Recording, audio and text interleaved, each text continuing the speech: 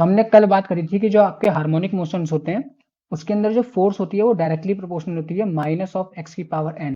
और हमेशा याद रखना यहाँ पे जो एन की वैल्यू होगी वो आपकी ऑड नंबर्स में ही होगी, 1 3 5 7। ऐसा क्यों?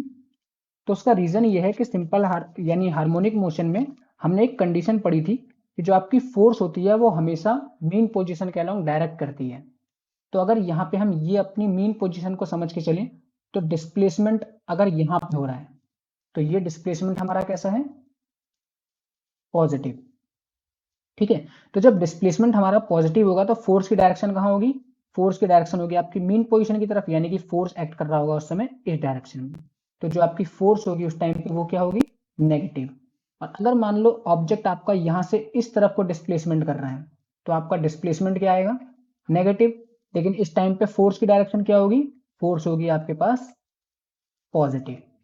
ठीक है, तो हमेशा याद रखना है आपको कि अगर आपका डिस्प्लेसमेंट पॉजिटिव तो फोर्स नेगेटिव, और अगर डिस्प्लेसमेंट नेगेटिव तो फोर्स पॉजिटिव। लेकिन अगर आप इस इक्वेशन में देखें तो अगर मान लो मैंने x की पावर रख दी 2, तो जब हम x की पावर 2 रखेंगे, अगर मैं यहाँ पे x की वैल्यू को नेगेटिव में लेता हूं, या फिर हाँ नेगेटिव में लेते हैं, तो आपको पता है force is directly proportional to minus, और माइनस एक्स का स्क्वायर आपका एक्स स्क्वायर ही बनेगा। ठीक है, या इसको पहले ऐसे खोल लेते हैं हम कांस्टेंट लेकर के।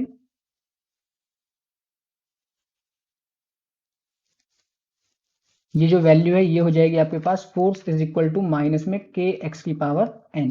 अब अगर हमने एक्स को पॉजिटिव लिया तो उस टाइम पे हमारी फोर्स भी आएगी, आपको पता है फोर्स हो जाएगी negative.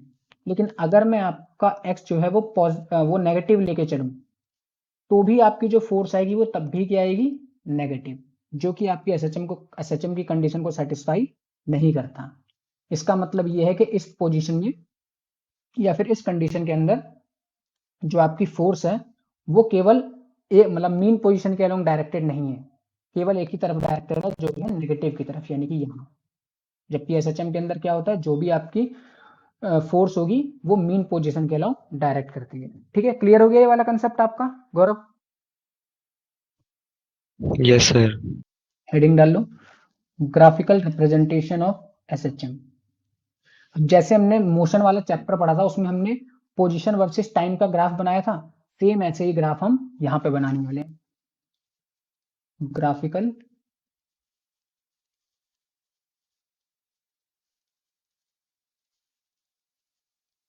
Representation of simple harmonic motion. तो मान लेते हैं जब ऑब्जेक्ट ने पूरा का पूरा एक कंप्लीट रिवॉल्यूशन किया, फॉर वन कंप्लीट रिवॉल्यूशन,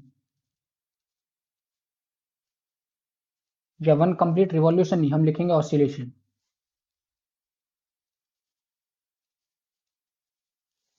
तो वन कंप्लीट ऑसिलेशन आपको पता है कैसे होगा? जैसे ये ब्लॉक है और ये किसी स्प्रिंग से अटैच्ड है, तो जब ये एसएचएम कर रहा होगा तो ये ब्लॉक अपने एक्सट्रीम राइट पोजीशन पे पहुंचेगा, यानी कि यहाँ, और इसी तरह से अपने एक्सट्रीम लेफ्ट पोजीशन पे पहुंचेगा, यानी कि यहाँ। तो मान लेते हैं ये जब एक्सट्रीम लेफ्ट पोजीशन में आया तो यहाँ पे इसकी पोजीशन थी, और जब यहाँ पे आया तो ये इसकी एक्सट्रीम राइट पोजीशन है। ठीक है, तो ये वाला जो डिस्टेंस होगा, ये डिस्टेंस आपका क्या होगा?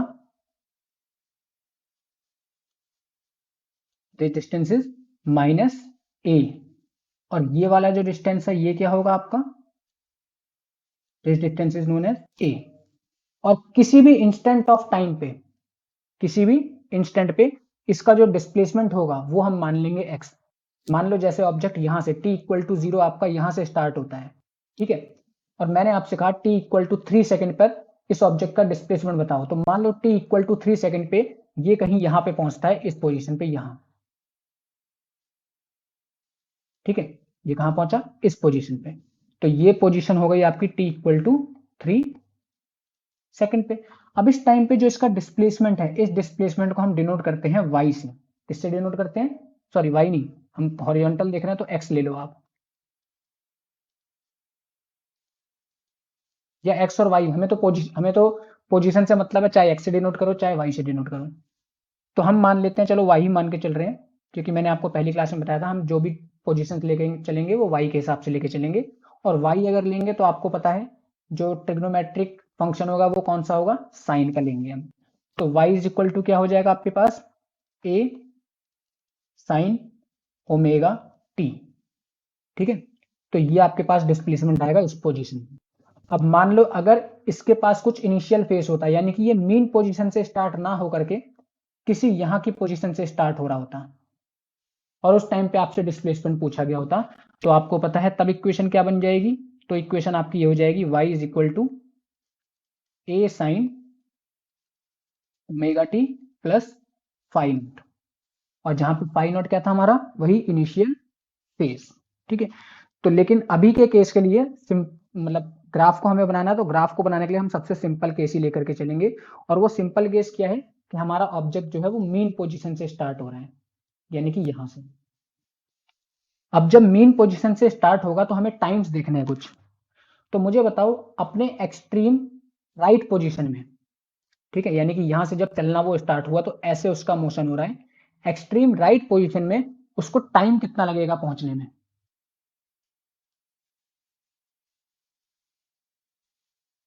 यहां से इस पोजीशन पे पहुंचने में उसको कितना टाइम लगेगा, टाइम पीरियड के साथ में हम कोई रिलेशन बता सकते हैं उस टाइम का।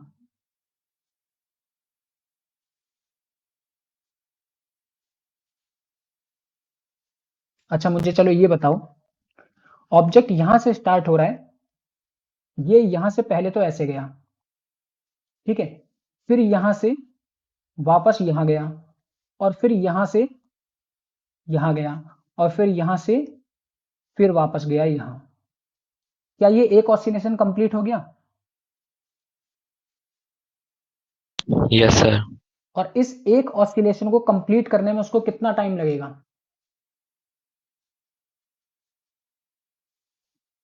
कैपिटल टी के बराबर कितना टाइम लगेगा, कैपिटल टी जिसको हम उसका टाइम पीरियड कहते हैं। तो टी इक्वल टू जीरो पे ऑब्जेक्ट यहां से स्टार्ट होता है, और T is equal to capital T पे यहां पे अपना वो एक ऑसिलेशन कंप्लीट करता है। ठीक है, तो मुझे बताओ कि यहां से यहां तक पहुंचने में उसको कितना टाइम लगेगा।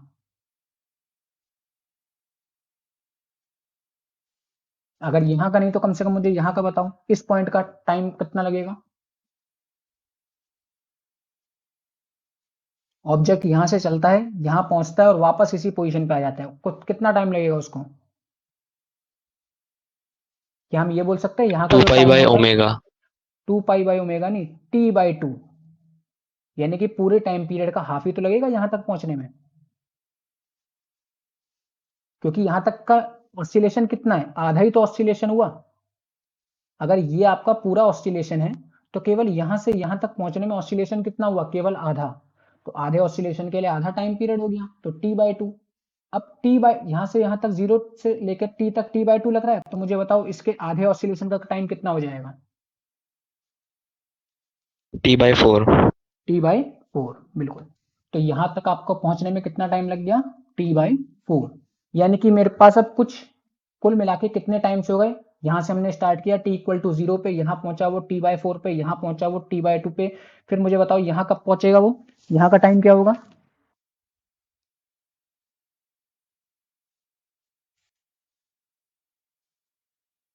यहां से यहां थ्री तक T T by by two four, three T by to या three T by four,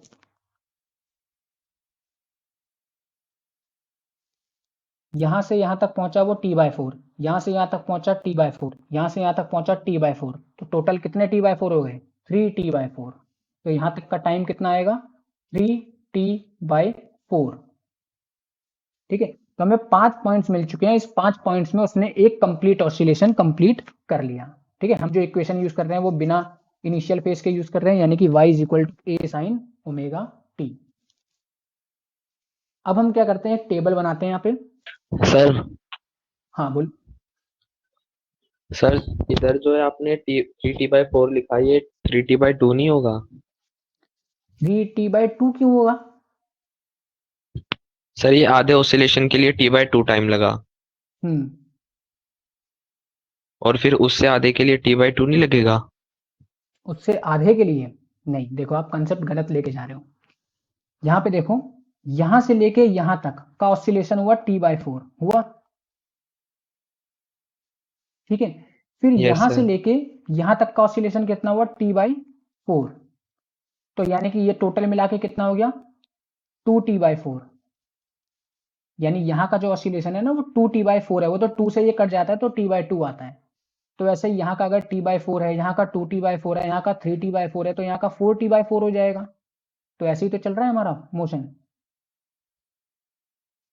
3T/2 कैसे आ जाएगा यस यहाँ सर। पे। ओके। ठीक है, क्लियर हुआ डाउट ये। Yes sir. चलो आगे देखो। तो हमने पिछले क्लास में y निकाला था यहाँ पे। अब मुझे बताओ, हमने वेलोसिटी भी निकाली थी, वेलोसिटी कितनी आई थी। Omega root a square minus y square. Omega under root में a स्क्वायर माइनस में y स्क्वायर। ठीक है, और हमारे पास एक्सेलरेशन कितना आया था, minus omega square y. Minus omega square y के। ठीक है, इन्हीं तीन इक्वेशंस को यूज करते हुए हम यहाँ पे पहले तो पोजीशन टाइम ग्राफ बनाएंगे, फिर वेलोसिटी टाइम ग्राफ बनाएंगे, और फिर एक्सेलरेशन टाइम का ग्राफ बनाएंगे। तो हम यहाँ पे पहले कुछ इसके पॉइंट्स लिख लेते हैं, जैसे कि ग्राफ बनाने के लिए मुझे कुछ पॉइंट्स चाहिए होंगे। तो यहाँ पे मैंने एक टेबल बनाई पहले।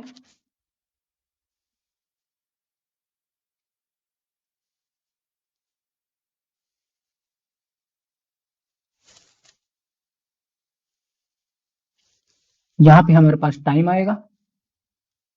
ठीक है, टाइम कौन से हमने 5 टाइम लिए यहाँ पे। एक तो हमारा t=0 पे, फिर आएगा हमारा T/4 पे, फिर आएगा हमारा T/2 पे, और फिर आएगा हमारा 3T/4,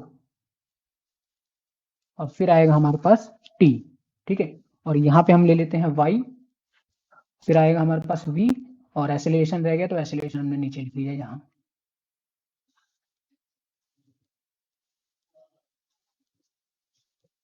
अब इस टेबल को हमें कंप्लीट करना है, तो कंप्लीट करते हैं। तो जब हमारे पास टाइम 0 है तो y कितना होगा, यहाँ पे t की वैल्यू 0 पुट करेंगे तो y कितना हो जाएगा, साइन 0 की वैल्यू जीरो। 0, तो y हो गया आपका 0। ठीक है, फिर यहाँ पे t की वैल्यू हम पुट करेंगे T/4। तो जब मैंने a साइन ओमेगा t की जगह पुट किया T/4, तो इसको जब आप खोलोगे तो कितना हो जाएगा, a साइन ओमेगा की value 2π/t multiplied by T/4। t से t कैंसिल, 2 से एक आ गया 2, तो आ गया a साइन π/2। कितना आंसर आ गया इसका, ए। a। ठीक है, इसी तरह से T/2 पे क्या हो जाएगा, तो T/2 जब हो जाएगा तो एक काम करो, इसको 2 से ही डिवाइड कर दो। यहाँ पे ये जो हमने T/4 किया था, इसको हम क्या करेंगे, T/2। तो 2 से 2 कैंसिल, बचा क्या खाली a साइन पाई, और a साइन पाई की वैल्यू, साइन पाई की वैल्यू क्या होती है, -1। तो ये हो जाएगा आपके पास, एक मिनट, -1 क्यों आएगा, सर 0 जीरो होगा ना। T/2। हाँ, साइन पाई की वैल्यू आपकी 0 होती है, cos 180 की वैल्यू होती है -1। तो ये आपके पास कितना आ गया, 0। फिर आपने क्या किया, 3T/4 रखा, तो 2π/t मल्टीप्लाइड बाय 3T/4। 2 से ये कैंसिल, 2 आ गया, आपके पास क्या वैल्यू बची, t से t भी कैंसिल, तो वैल्यू आपके पास बची है 3π/2। तो मुझे बताओ साइन 3π/2 की वैल्यू क्या होगी, -1। -1। कैसे, हम साइन 3π/2 को ऐसे लिख सकते हैं, साइन पाई प्लस π/2। ठीक है, और साइन 180 प्लस थीटा क्या होगा, माइनस में साइन थीटा। ठीक है, तो ये आपके पास आ गया माइनस में, साइन π/2 की वैल्यू होती है -1, तो ये हो गया -a। और जब आपके पास t वैल्यू आ जाएगी यहाँ पे, तो यहाँ पे आपने t पुट किया, तो 2π/t मल्टीप्लाइड बाय t से t कट गया, 2π साइन 2π की वैल्यू होती है वापस से 0। ठीक है, तो डिस्प्लेसमेंट की ये वैल्यूज आ गई। डिस्प्लेसमेंट वाला समझ में आ गया गौरव, सॉरी अमन आपको। यस सर, आ गया। ठीक है, अब डिस्प्लेसमेंट और टाइम हमें मिल चुका है, तो डिस्प्लेसमेंट टाइम का ग्राफ हम इजीली बना सकते हैं। अब तो इसका ग्राफ बनाते हैं। तो देखिए ग्राफ कैसे बनेगा इसका, तो हमें पहले वही लेना है। एक तो हमारे पास यहाँ पे आएगा, ये हमारे पास पोजीशन, ठीक है, और ये आ गया हमारे पास टाइम। तो टाइम हमने कुछ लिए ऐसे इक्वल इंटरवल्स पे 0, फिर ये हमारे पास t/2, फिर ये हमारे पास t/2, सॉरी ये t/4 है, ये t/2 है, this is t/2, this is sorry t/4 and t/2, और फिर आएगा आपके पास 3t/4, और फिर आएगा आपके पास t। ठीक है, तो 5 पॉइंट्स आपको मिल गए। अब आपको पता चला कि जब आपका टाइम 0 होगा तो उस समय पे y कितना है 0, यानी पहला पॉइंट आपको मिल गया यहाँ, ये हो गया आपका पहला पॉइंट। जब आपका टाइम कितना है t/4, तो आपका जो y है वो मैक्सिमम है, मैक्सिमम मतलब एम्पलीट्यूड के बराबर, तो आपके पास दूसरा पॉइंट कहाँ गया, मैक्सिमम यहाँ मान लो। ठीक है, ये आपका मैक्सिमम पॉइंट है, ये आपका नेगेटिव में मिनिमम पॉइंट है। उसके बाद पहुंचे हम t/2, t/2 पे वापस कहाँ गया वो 0, तो यहाँ पे आ गया। फिर वो पहुंचा माइनस है, यानी कि नेगेटिव में मैक्सिमम एम्पलीट्यूड, यानी कि यहाँ कहीं पहुंच गया ये। ठीक है, और फिर t पे पहुंच गया वो 0। अब हम अगर इस पॉइंट्स को मिलाएं तो ये कुछ ऐसा बनेगा।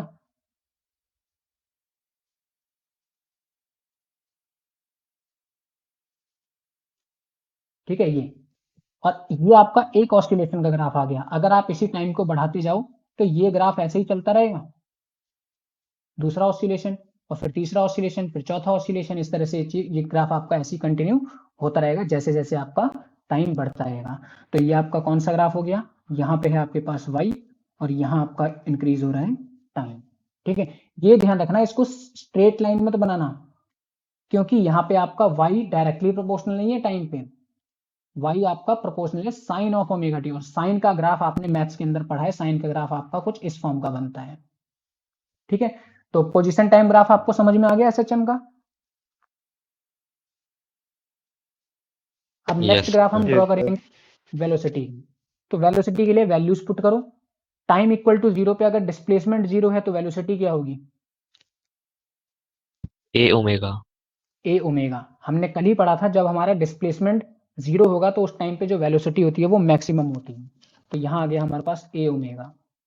जब एम्पलीट्यूड मैक्सिमम होगा, ठीक है, या फिर जब डिस्टेंस हमारा मैक्सिमम होगा तो उस टाइम पे वेलोसिटी क्या हो जाती है, 0। ये इस इक्वेशन में वैल्यू पुट करते रहो, जब y की वैल्यू आपकी a के बराबर हो जाएगी तो ये पूरा हो जाएगा 0। ठीक है, फिर जब यहाँ पे आपके पास t/2 है तो उस टाइम पे वेलोसिटी कितनी हो जाएगी, ए ओमेगा। माइनस में a ओमेगा।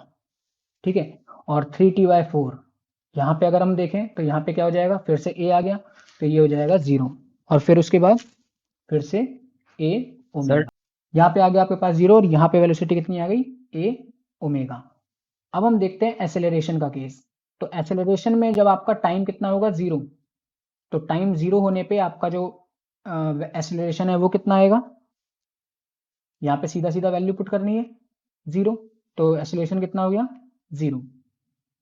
ठीक है, फिर इसके बाद आपने t/4 पे देखा, t/4 पे डिस्प्लेसमेंट कितना है a के बराबर, तो यहाँ पे आपके पास कितना आएगा, माइनस में a ओमेगा स्क्वायर, यहाँ पे वापस से 0 हो जाएगा, और फिर यहाँ क्या आएगा, पॉजिटिव में a ओमेगा स्क्वायर, और यहाँ पे क्या आएगा आपके पास 0।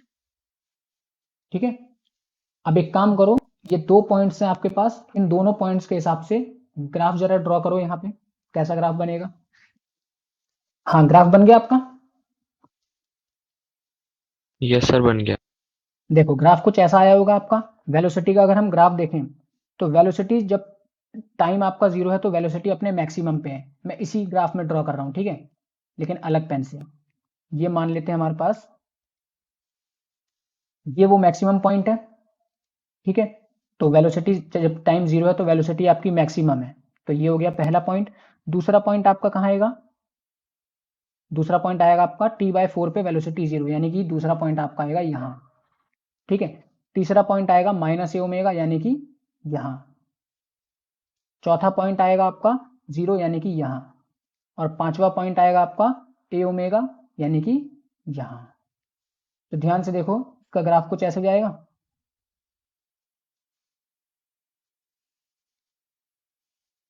कुछ ये। ठीक है, और इसी तरह से ये ग्राफ यहाँ से रिपीटेड होता रहेगा।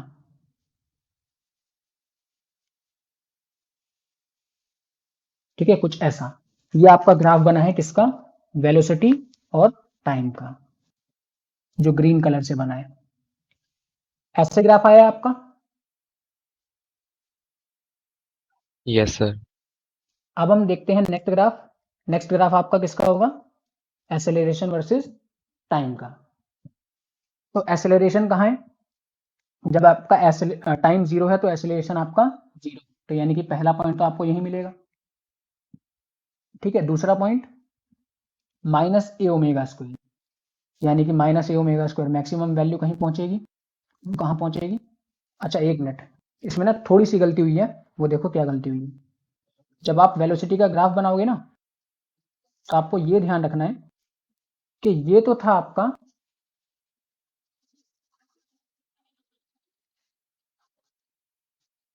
अगर मैं सेम ग्राफ में ड्रॉ करता हूं ना, तो ये आपका ए था, एम्पलीट्यूड।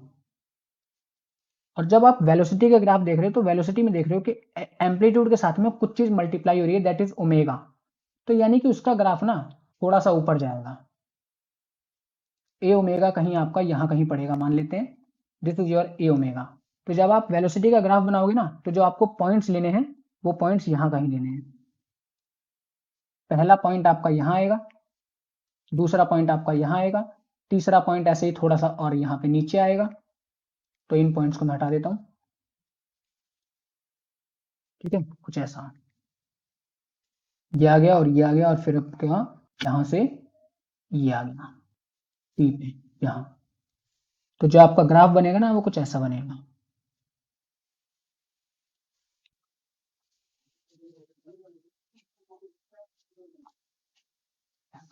ठीक है, कुछ इस टाइप का। फिर आता है हमारा एसेलरेशन का। तो एसेलरेशन का ग्राफ में क्या है, ओमेगा स्क्वायर है, यानी कि उसकी वैल्यू और बड़ी आएगी। ठीक है, तो उसकी वैल्यू बड़ी आएगी, तो यानी कि उसका ग्राफ थोड़ा सा और बड़ा बनेगा। देखो कैसे,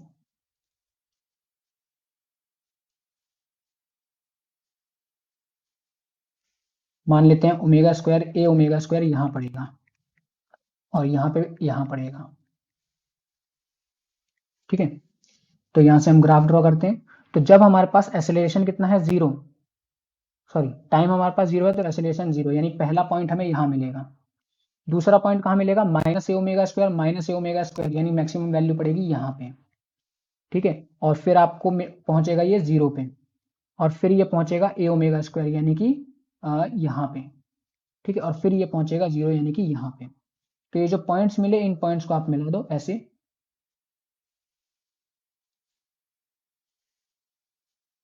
ठीक है, कुछ इस तरह से। तो ये आपके ग्राफ बनेंगे। पहला आपका ग्राफ था व्हाइट लाइन से किसका, डिस्प्लेसमेंट वर्सेस टाइम का। दूसरा जो ग्राफ है ग्रीन पेन से, वो है वेलोसिटी वर्सेस टाइम का। और तीसरा जो ग्राफ है वो है आपका एक्सेलरेशन वर्सेस टाइम का। ठीक है, समझ में आ गया ये ग्राफ।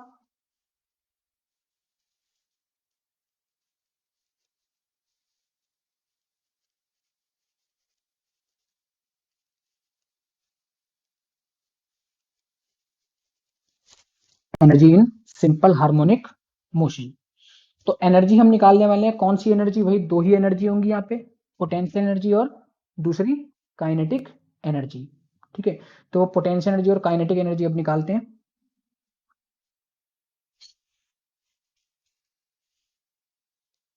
तो देखो, सबसे पहले जब भी आपका ऑब्जेक्ट एसएचएम में होता है, तो वो दोनों ही एनर्जी प्रोसेस करेगा, that is kinetic energy plus में पोटेंशियल एनर्जी।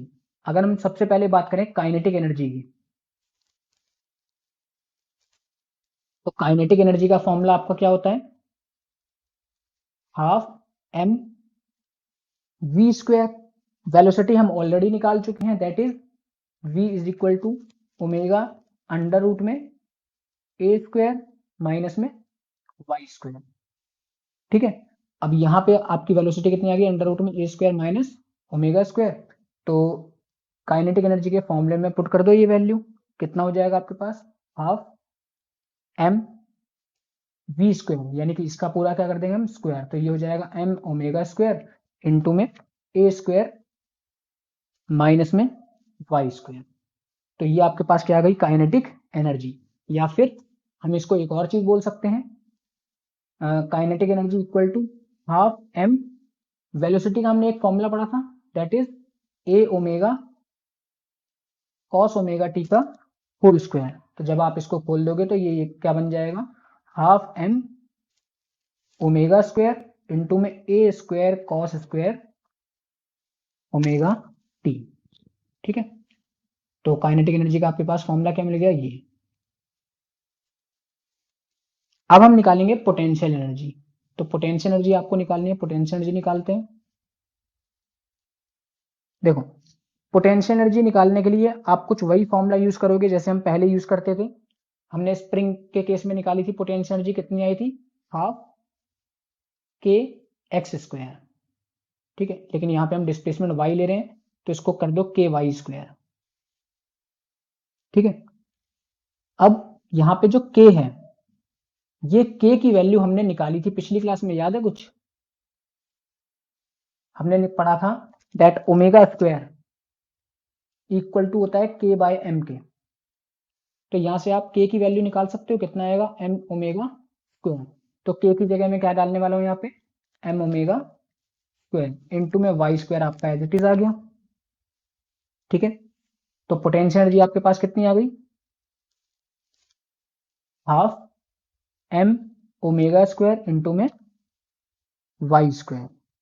और अगर y को खोलना हो तो आप y की जगह रख सकते हो half M omega square. y क्या होता है आपके पास, a साइन ओमेगा टी, तो ये हो जाएगा आपके पास a square sine square omega T. ठीक है, अब हम यहाँ पे निकालते हैं टोटल एनर्जी, कि टोटल एनर्जी हमारे पास कितनी होगी। सर हाँ, सर ये Y square omega square equal to K by M कैसे आया? वाई स्क्वायर कौन सा कह रहे हो, ये वाला, यस सर। ये हमने कल पढ़ा था ना, जो स्प्रिंग के अंदर रीस्टोरिंग फोर्स होती है वो क्या होती है, F is equal to minus K X. ठीक है, और हमने पढ़ा था that F is equal to sorry m into A is equal to क्या आएगा, माइनस में के एक्स, और एक्सेलरेशन क्या हो जाएगा आपके पास, माइनस में के बाई एम एक्स। और अगर इसको मैं सिंपल हार्मोनिक मोशन की इक्वेशन के साथ देखूं तो हमने पढ़ा था कि एसएचएम के अंदर जो आपका एक्सेलरेशन होता है वो किसके बराबर होता है, माइनस में ओमेगा स्क्वायर एक्स के। इन दोनों इक्वेशन को आप कंपेयर करो तो ओमेगा स्क्वायर किसके बराबर आएगा, omega square is equal to K by M.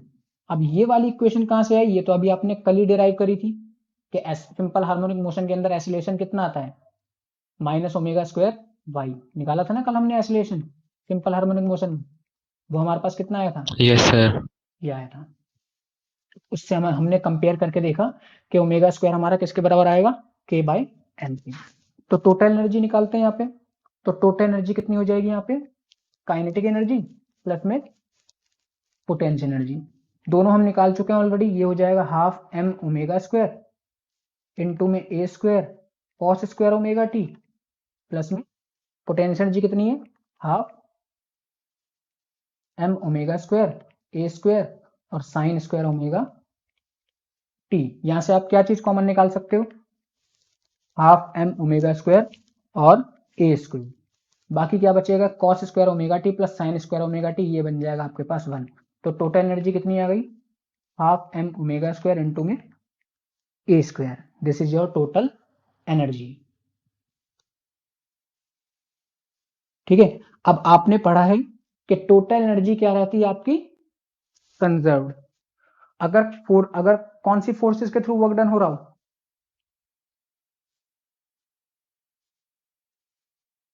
आपने एक कंडीशन पढ़ी थी कि आपकी मैकेनिकल एनर्जी कंजर्व होती है केवल एक ही कंडीशन में, कब, जब आपकी कौन सी फोर्सेस के द्वारा वर्क डन होता है, ओनली कंजर्वेटिव फोर्सेस के द्वारा। अगर सिस्टम के अंदर केवल कंजर्वेटिव फोर्सेस के द्वारा वर्क डन हो रहा है तो उस टाइम पे जो आपकी टोटल एनर्जी होगी कंजर्व होगी। तो मुझे बताओ यहाँ पे कंजर्वेटिव फोर्स कौन सी है सिंपल हार्मोनिक मोशन में,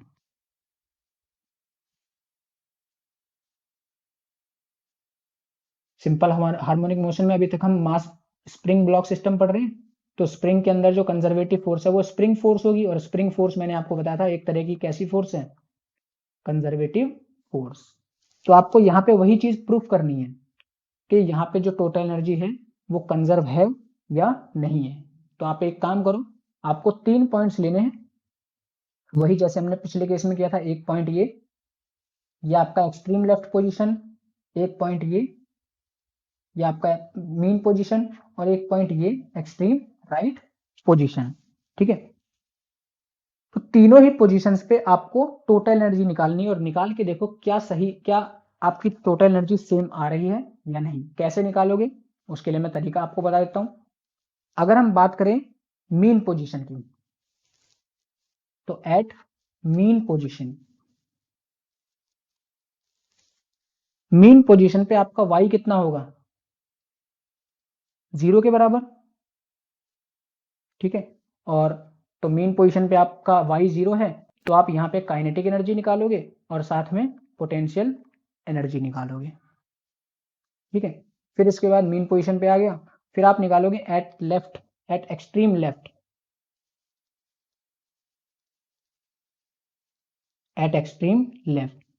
एक्सट्रीम लेफ्ट पे भी आप क्या निकालोगे, काइनेटिक एनर्जी और पोटेंशियल एनर्जी। लेकिन आपको पता है एक्सट्रीम लेफ्ट पे आपका y किसके बराबर होगा, -1 के, और पोटेंशियल एनर्जी निकालोगे। फिर ऐसे ही आप निकालोगे एट एक्सट्रीम राइट, तो एक्सट्रीम राइट में जब आप निकालोगे तो y आपका किसके बराबर हो जाएगा, a के बराबर। तो आप क्या निकालोगे, काइनेटिक एनर्जी और पोटेंशियल एनर्जी निकालो और चेक करो क्या तीनों ही केस में आपकी जो टोटल एनर्जी है वो सेम है या नहीं है।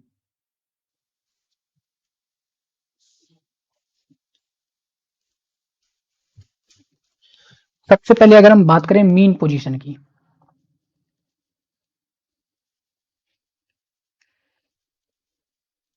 एट मीन पोजीशन, तो मीन पोजीशन पे हमारा y कितना है, 0 के बराबर है। तो मुझे पता है अगर y हमारा 0 है तो सीधा सीधा मेरे पास आंसर आ गया कि जो पोटेंशियल एनर्जी होगी वो 0 होगी, क्योंकि पोटेंशियल एनर्जी का फॉर्मूला आपने पढ़ा था। क्या था पोटेंशियल एनर्जी का formula, half m omega square into में y स्क्वायर, यही था फॉर्मूला। और काइनेटिक एनर्जी का फॉर्मूला क्या था, half m omega square into में a स्क्वायर इंटू में कॉस स्क्वायर ओमेगा t, या फिर दूसरा फॉर्मूला क्या था, हाफ m ओमेगा और अंडर रूट में a स्क्वायर माइनस में y स्क्वायर। ठीक है, तो मेन पोजीशन पे पोटेंशियल एनर्जी कितनी है आपकी, 0, बट काइनेटिक एनर्जी कितनी होगी, सर ये ओमेगा स्क्वायर आएगा ना काइनेटिक एनर्जी के फॉर्मूले में। Sorry omega square. तो काइनेटिक एनर्जी कितनी होगी, y की वैल्यू आपने यहाँ पे 0 पुट करी, तो ये हो जाएगा अंडर रूट में a स्क्वायर। तो मेन पोजीशन पे आपके पास काइनेटिक एनर्जी कितनी हो जाएगी, half m omega square into में a स्क्वायर। ठीक है, तो टोटल एनर्जी आपके पास कितनी आ गई, half m omega square into में a स्क्वायर। अब हम चलते हैं एट मीन पोजीशन हो गया, eight extreme left, extreme left position पे आपकी पोटेंशियल एनर्जी क्या हो जाएगी, आपका y एम्पलीट्यूड बन जाएगा, और वो भी एम्पलीट्यूड कौन सा, -a, और -a का स्क्वायर तो पॉजिटिव हो जाएगा, तो ये हो जाएगा आपके पास half m omega square into में a स्क्वायर। काइनेटिक एनर्जी क्या हो जाएगी, हो जाएगी आपकी 0, क्योंकि यहाँ पे y की वैल्यू आपको क्या पुट करनी है, a, तो a square minus a square, ये हो गया 0। या सिंपली आप समझ सकते हो काइनेटिक एनर्जी क्या होती है, हाफ mv स्क्वायर।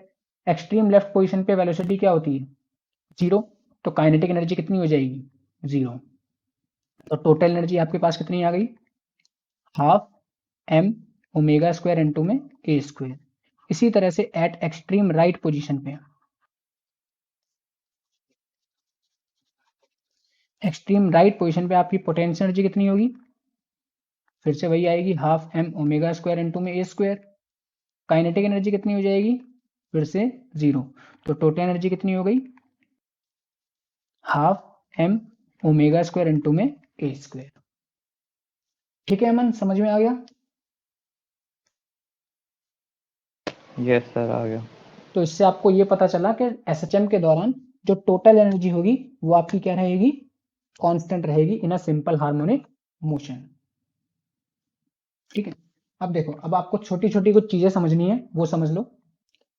जैसे अगर मैं बात करूं, जैसे simple projection, sorry, simple harmonic motion को हम कैसे समझ रहे थे, यूनिफॉर्म सर्कुलर मोशन का प्रोजेक्शन। तो अगर मैं यहाँ पे देखूं इस तरह से मोशन को, तो ये हमारे पास टाइम होता है 0 का, ये होता है हमारे पास t/4, नहीं, t/2 होता है ना सर, ये 0 से t/4 होगा, हाँ सर ये t/4 होगा, होगा ना? हाँ t/2, और ये होगा आपका 3t/4, और ये हो जाएगा फिर आपका t। तो जब हमने पोजीशन डिस्प्लेसमेंट की बात करी थी, ठीक है, तो जब आपका डिस्प्लेसमेंट 0 था, उस टाइम पे वेलोसिटी क्या थी?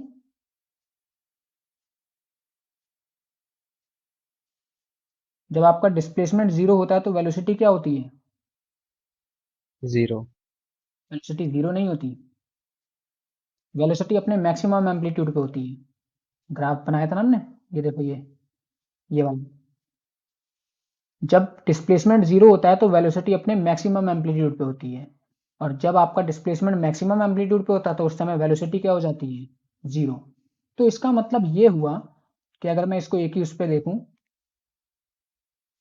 तो जब हमारे पास डिस्प्लेसमेंट यहाँ पे होगा, तो उस टाइम पे वेलोसिटी कहाँ होगी? यहाँ पे, क्योंकि यही होता है उसका मैक्सिमम एम्पलीट्यूड। इसके बीच में जो आपका एंगल बनेगा डिस्प्लेसमेंट और वेलोसिटी के बीच में, वो एंगल क्या होगा? 90 डिग्री। इसको आप ये भी बोल सकते हो कि डिस्प्लेसमेंट और वेलोसिटी के बीच में जो फेज एंगल होता है या फेज डिफरेंस होता है, वो कितना होता है?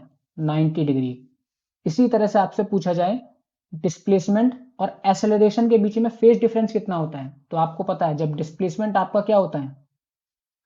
0, तो उस टाइम पे एक्सेलरेशन क्या होता है?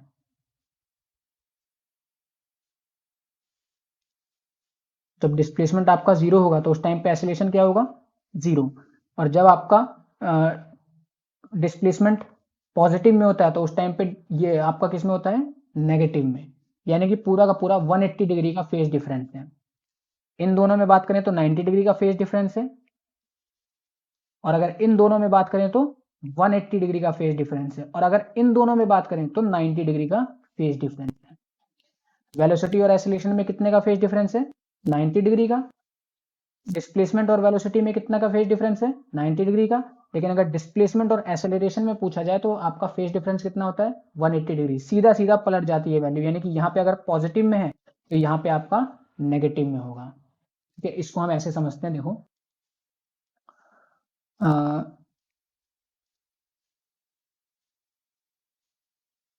ये देखो, यहाँ पे आपके पास कौन कौन से ग्राफ हैं? ये सबसे पहले हम देख रहे हैं पोजीशन टाइम ग्राफ। ठीक है, तो जैसे जैसे इसका एम्पलीट्यूड चेंज होगा या फिर इसका जो प्रोजेक्शन है वो एसएचएम करेगा, तो आपका कुछ इसी तरह का ग्राफ आ रहा था। ठीक है, जब साथ में वेलोसिटी आ जाएगी, तो वेलोसिटी में देखो, वेलोसिटी ये है आपके पास रेड वाली लाइन में, और डिस्प्लेसमेंट है आपके पास ये, दोनों के बीच में एंगल कितना है? 90 डिग्री। और इसी वजह से जब आपका ग्राफ बनता है ना, वो कुछ इस तरह का ग्राफ आ रहा था। देखो, एक मिनट रुको, यहाँ पे देखो, यहाँ पे अगर आपके पास ये कौन सा ग्राफ था आपका? वेलोसिटी का। तो वेलोसिटी जब 0 होगी तो उस टाइम पे डिस्प्लेसमेंट क्या होगा? अपने मैक्सिमम पे होगा। लेकिन अगर डिस्प्लेसमेंट आपका 0 है तो उस टाइम पे वेलोसिटी कहाँ होगी? अपने मैक्सिमम एम्पलीट्यूड पे। ठीक है, तो समझ में आ रहा है यहाँ से कुछ कि किस तरह से हमारा ग्राफ बनना था? ठीक है, इसी तरीके से, और हाँ, ये भी ध्यान रखना कि इसका ग्राफ जो बनेगा वो थोड़ा सा बड़ा बनेगा। क्यों? क्योंकि जो उसका एम्पलीट्यूड है वो कितना ज्यादा होता है? ओमेगा टाइम्स ज्यादा होता है। फिर इसी के बाद हम एसिलेशन टाइम ग्राफ को देखते हैं। तो एसिलेशन टाइम ग्राफ देखो, जब आपके पास डिस्प्लेसमेंट का ग्राफ कितना है? डिस्प्लेसमेंट है 0 पे, तो एसेलरेशन भी 0 पे है, बट फेज डिफरेंस कितना है उसका? 180 डिग्री। यानी कि अगर यहाँ पे देखें हम, तो ये है आपके पास लाइन, ये ब्लू वाली, ये है आपके पास इसकी लाइन डिस्प्लेसमेंट की, और ये पीछे वापस जा रही है, ये है आपकी एसेलरेशन। इन दोनों के बीच में फेस एंगल कितना है? 180 डिग्री। तो ये कुछ इस तरह का ग्राफ बनता है, तीनों एक साथ। ठीक है, समझ में आ रहा है कुछ? Yes sir. ठीक है, बस यही था आज की क्लास के लिए, बाकी हम नेक्स्ट क्लास में कंटिन्यू करेंगे।